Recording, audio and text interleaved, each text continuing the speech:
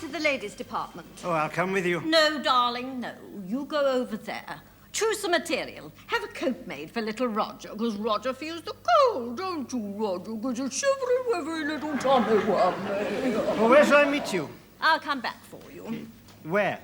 There. Oh, do concentrate. You're so vague. Oh, yes, of course. Are you being served, sir? No. Are you an assistant? No. Actually, I'm in charge of the floor. Oh. Well, I must say it looks very nice. Perhaps I should rephrase that. I'm the floor walker. Oh, yes. It's my job to help you find what you're looking for. Well, I'm looking for a made-to-measure coat. Ah, in that case, you'll require the services of our Mr. Tibbs. Are you free, Mr. Tibbs? Not at the moment, Captain Peacock. I must re-nap this handbag. Well, in that case, I'm sure our Mr. Humphreys can help you. Mr. Humphreys? I'm free. Come here, please. Good morning, sir. Good morning. The customer would like a coat made to measure. He'll no doubt wish to see some materials. Would you show him a length or two? Well, I'm sure Mr. Lucas and I can find something between us. Would you walk this way, sir? Are you free, Mr. Lucas? You just seem to have caught me in the middle of nothing. In that case, forward with the swatches. Swatches coming up, Mr. Humphrey. This one is a Scotch swatch. This is top-quality worsted. We call this the top-notch swatch. In fact, we have a whole hodgepodge of top-notch swatches. Now, sir, what about this? This is pure Irish tweed. This material is actually washed in the waters of the Liffey. Isn't that so, Mr. Lucas? Oh, yes, Mr. Humphreys. In fact, when it first arrived, you could still smell the Guinness.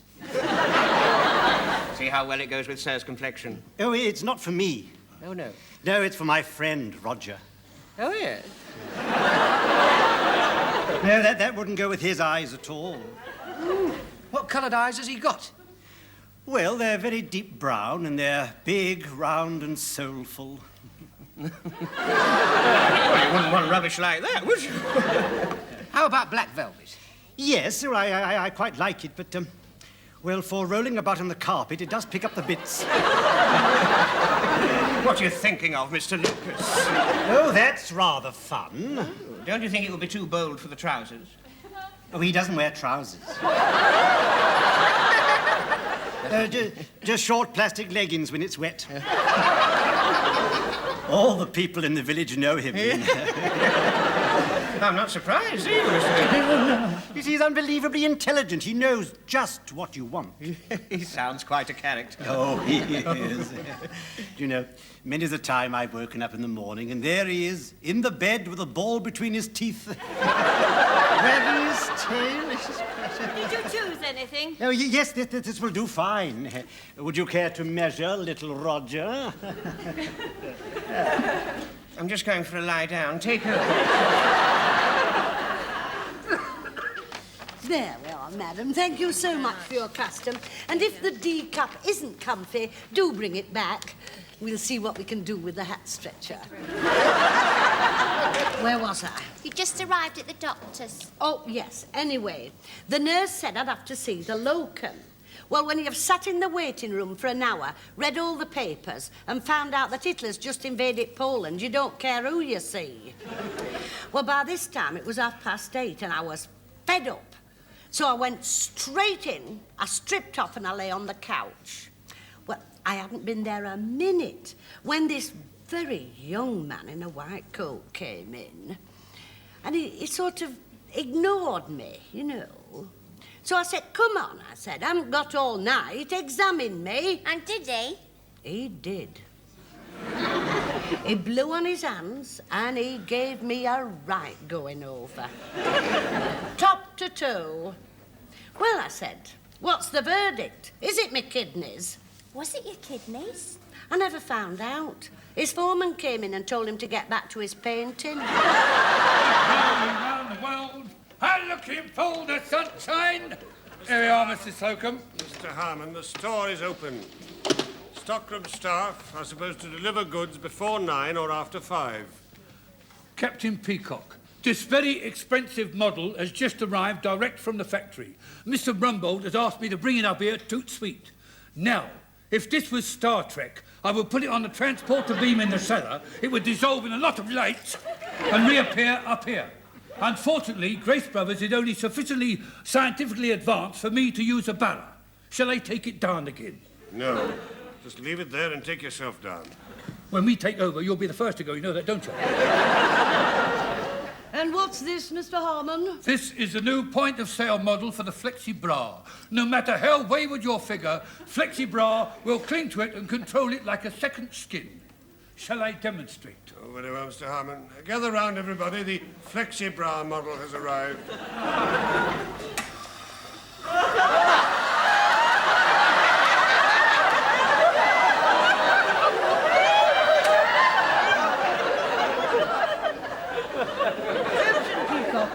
I don't think there'll be much call for that at Grace Brothers. Oh, I don't know. I could have done with one of them last night at the disco. Well, I've come across a few in my travels, but it's the first time I've seen them take evasive action. I think that Mr. Harmon should take it back to from whence it came from. Mrs. Slocum, if Mr. Rumbold wishes us to sell the garment, then I think we must try it out. Excuse me, madam. I wonder if we can interest you in the new Flexi Bra. However wayward your figure, the Flexi Bra will cling to it and control it. I know all about them, thank you. In fact, I wear one.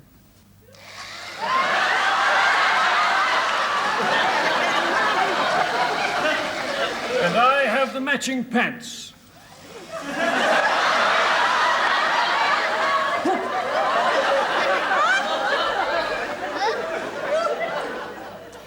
Now, you understand how this works, Mr. Grace. It's like your pacemaker. Every time you feel any stress, this little light will flash, like this. And you know what to do then? Yes, I know. When I start flashing, I'll call for you. That's right. Now, this is the battery for the spare charger, and it plugs in here.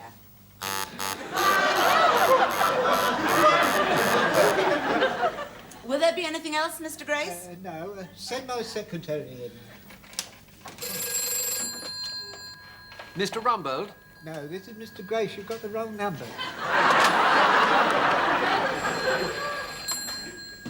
Mr. Grace, this is Mr. Rumbold. Ah, yes. Oh, I'm glad you called. Somebody's trying to get hold of you. I've got to hang up.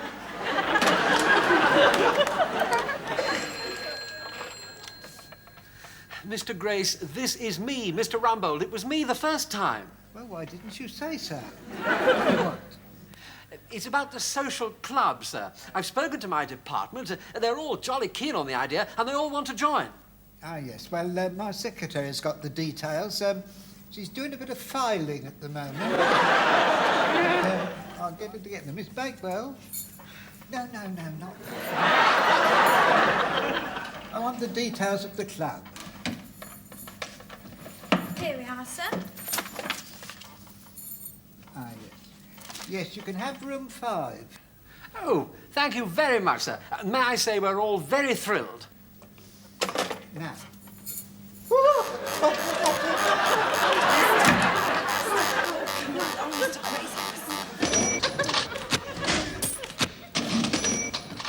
I cannot agree. I think we all see enough of each other during the day without meeting again after hours. I hope they're not going to serve food down there. Oh, they'll probably have one of those new microwave ovens. You know, roast beef, Yorkshire pud, boiled potatoes and peas, 2 minutes flat. Uneatable. We had a club down in the basement when I was a junior at Derry and Tom's. I only went once. Was it after it was bombed by the Zeppelins? Ignore him. He only sold 4 pair of Y fronts this morning and he's very bitter. Where was I?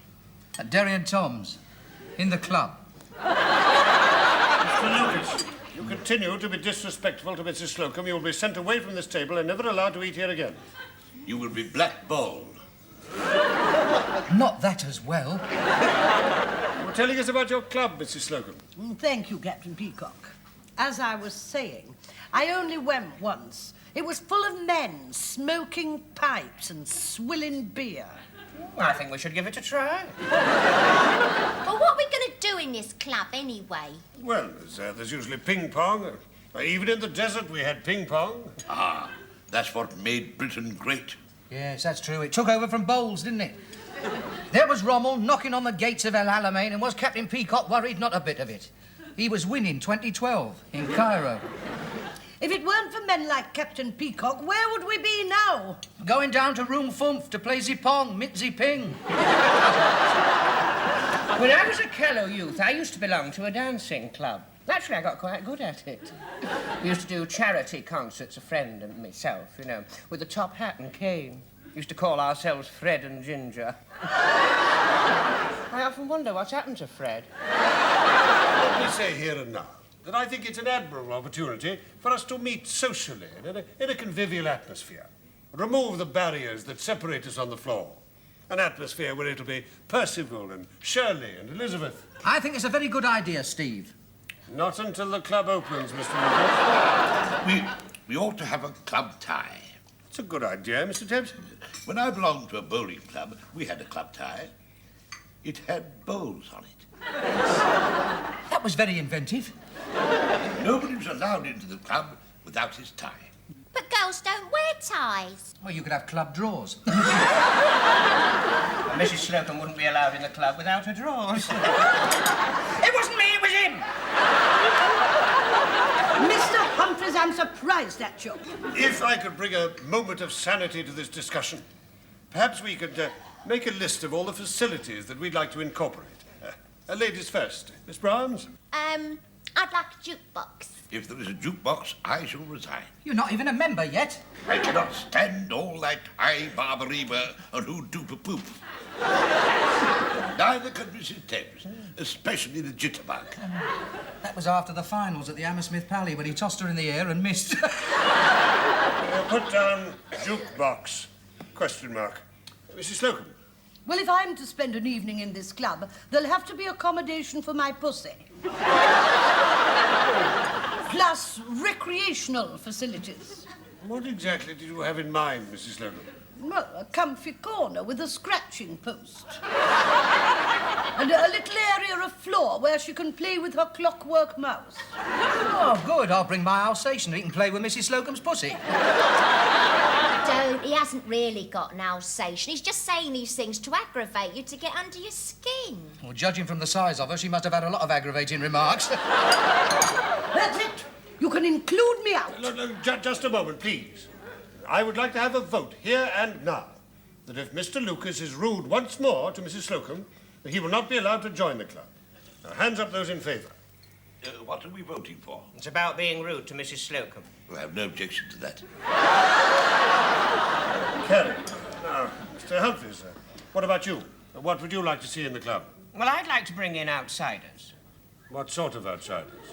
Well, I know lots of people in different walks of life. Yeah, and I've seen some of their different walks. Could we have a vote about not being rude to me? I'll put down guest night. Query. I think that should cover it. Any other suggestions? Well, I think we should have a weekly dance and get the girls down from accounts. But accounts is in the basement. How do you get them down? Well, it'll be every man for himself, won't it? Mr. Lucas, before we continue, have you anything to say that will be of any interest whatever to this table? Yes. Well, I'm sure that we'll all be agog with excitement to hear it. Yes, you probably will be. We're all late back for work. It's 2:05. Oh, it's not.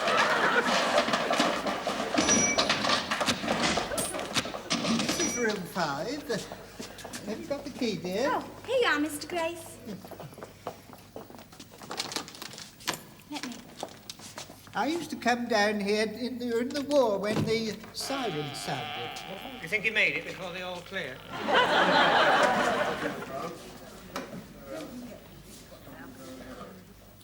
This is it, and it's all yours.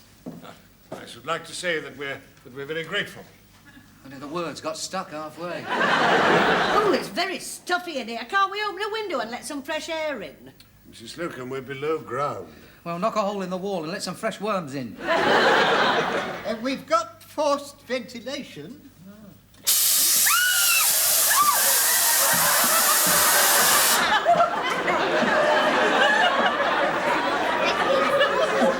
I enjoyed that.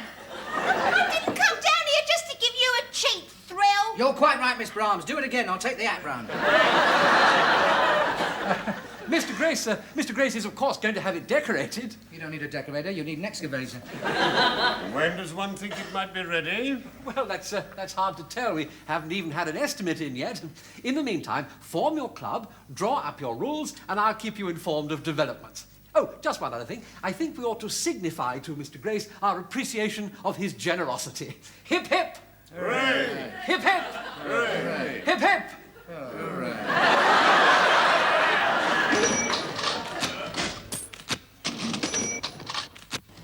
Mr. Rumbold's sorry he's delayed with young Mr. Grace, and he said, would the members of the club look through that lot and pick out which ones they would want? It's the stuff they've been trying to get rid of from decorating. Oh, and while we're on the subject, will the members of packing, stockroom and maintenance department be able to avail themselves of the faculties? We haven't made up our minds. Oh, I see. Well, it might help you to come to a decision if I tell you, should the answer be in the negative, you could find yourself a bit short of beer with a bunged-up carsey. How does Tuesday and Thursday suit you? That sounds nicely, brother. Yeah. That's rather nice. Oh, I think it's dead common.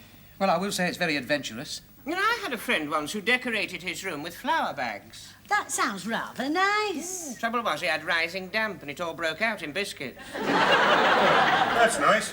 It's pure nylon.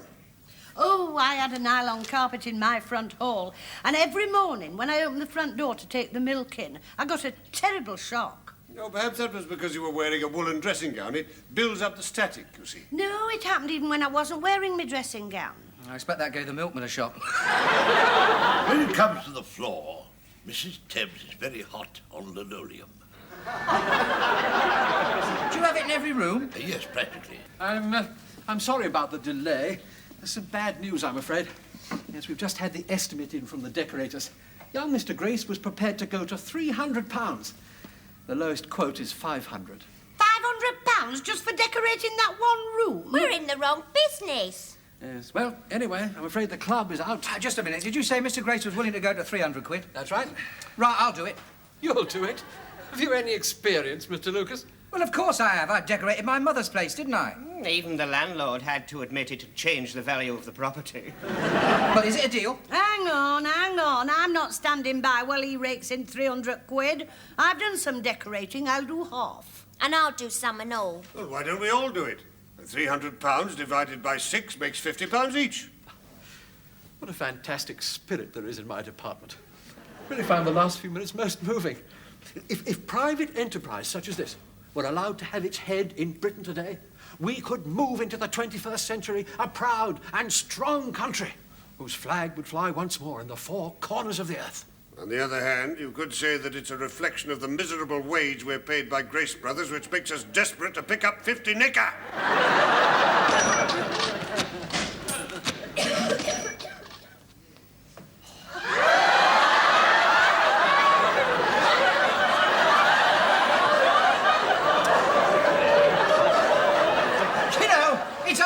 This is going to look like the talk of the town in a couple of days, isn't it? Here, here's your ladder. Now, we'll start this operation in the finest traditions of the British working man. I'll put the kettle on. Maybe, comrade. Well, now, the first thing we must do is get rid of the furniture. Hurry up, everyone.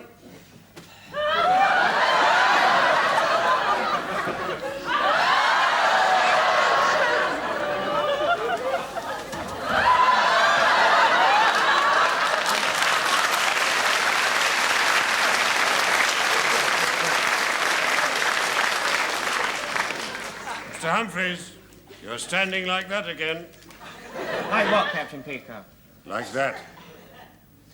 Would you believe it? You know I had 5 rolls of wallpaper under there. Well, Miss Brahms, you and I will take the desk. We'll leave the bed to the men. Whatever you say, Mrs. Slocum. Just a minute. Look, I can't take proper steps. Don't be in such a hurry. Sorry. Right. Stop. Look, it's easy for you. You can take big steps going backwards, but I can only take little steps. All right, then, you go backwards. Right.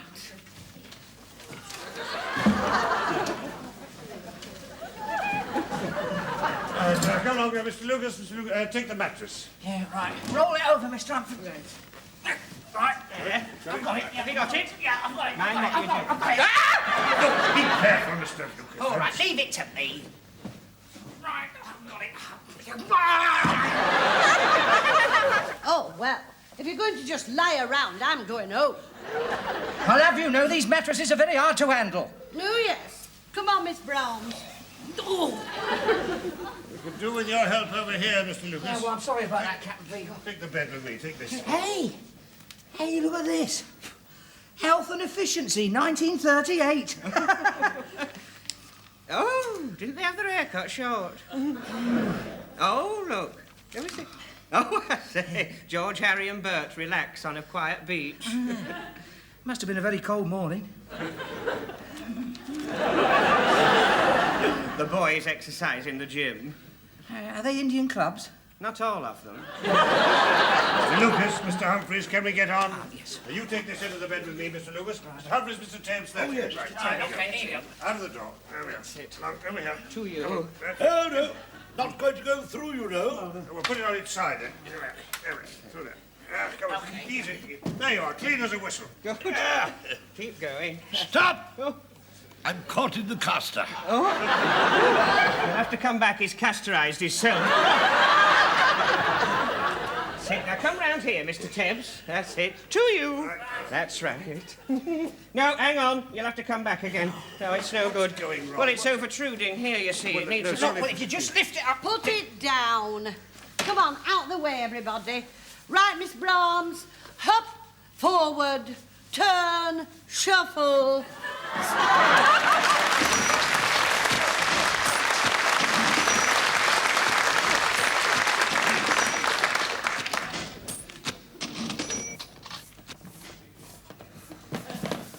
We've got a flag, Mr. Harmon. Take that one back. Very good, sir.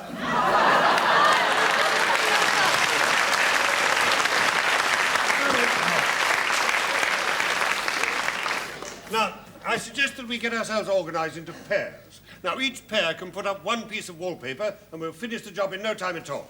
Now, the first thing we do is measure the paper. How do you know how much to cut off a roll? Well, we measured that before we bought it. Now, each piece has to be 8 foot 4 inches. Has anybody got a tape measure? Oh, search me. Right.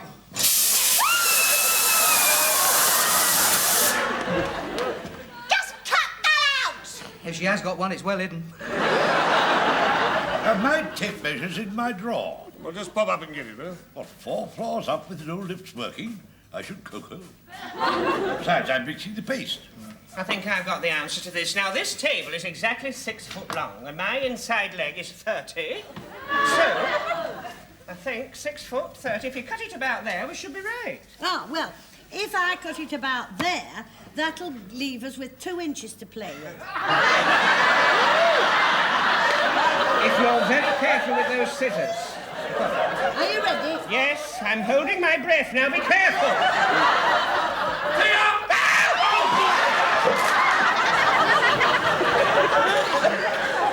So, blimey, you gave me a start. You nearly gave me a finish. It's all right, I haven't spoilt it. Thank heaven for that. So all we've got to do now is turn it over and paste it. Mr. Humphreys, it would simplify matters if you turned the same way as Mr. Lucas. To date, you've no evidence that I haven't done that. Look, leave it alone.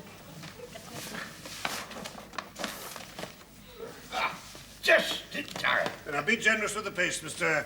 Tebbs. I mean, then we can move the paper on the wall. Don't teach your grandmother how to suck eggs, Captain Peacock. Why, when I was first married, Mrs. Tebbs and I decorated the whole of our house, from top to bottom. You're very thorough, aren't you? We spent the whole of our honeymoon stripping off downstairs. I dread to think what you were doing upstairs. Take my advice, Mr. Lucas. You'll hold it well away from your body. Very important to get it right up to the edge. That's. Thank you very much, Captain Peacock. Have you done? I think I made a jolly good job of that. Away you go, Mr. Lucas. Right. I'll be out with the next piece. I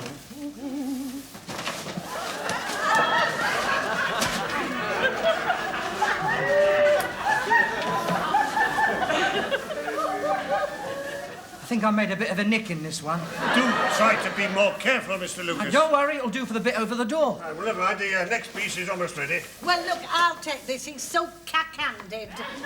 Right, you get the other end, Mr. Humphries. Right. Don't let it drop on the floor. We don't want it to get murky. Mr. Lucas, give Mrs. Slocum a helping hand. Right. Keep your hands to yourself. Oh, Miss Humphries, we've got it to the wrong side. Oh, look, don't move. Don't move. Now, I'll take it from the other side. Now, pass it over, Mr. Humphries. Are you sure? Yes, pass it over. Bit higher, Mrs. Slocum.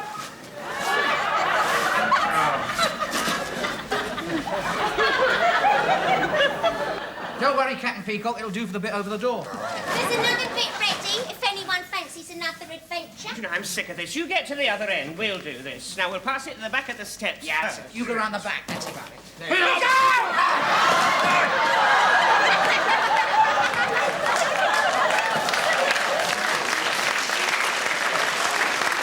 If you want your tea, it's on the floor. Save that, do for the bit over the door. I'll make the tea, I won't be a tip. If we go on at this rate, I shall require some more paste. Here, more paste, Mr. Thames. Careless monkey. I'm sorry. You did that deliberately, didn't you? No, I didn't. You were holding the bucket the other way. Look at this. Well, I mean, I couldn't...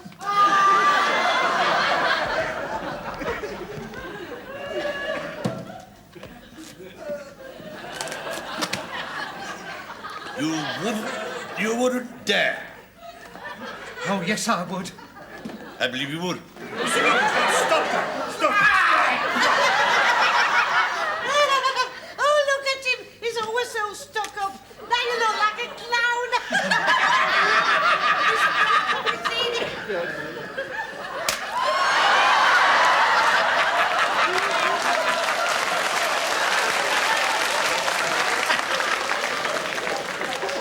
You chauvinistic. I'll get you. I'll get you. I'll get you.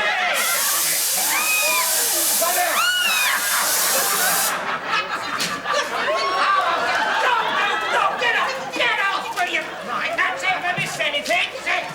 What are you doing? I haven't missed anything. What have you done with it? Stop it! Stop it at once! Mr. Humphries! Mr. Lucas! Stop it! Stop it! Captain Peacock, I'm surprised. Have you all gone mad? I've never seen such a disgraceful exhibition. Now, Mr. Grace makes this generous gesture, and this is how you repay him. If there are any more incidents of any kind, there will be no club at all. Hands up those who don't want a club. Right, shall we make it final? Yes! Right. Hey!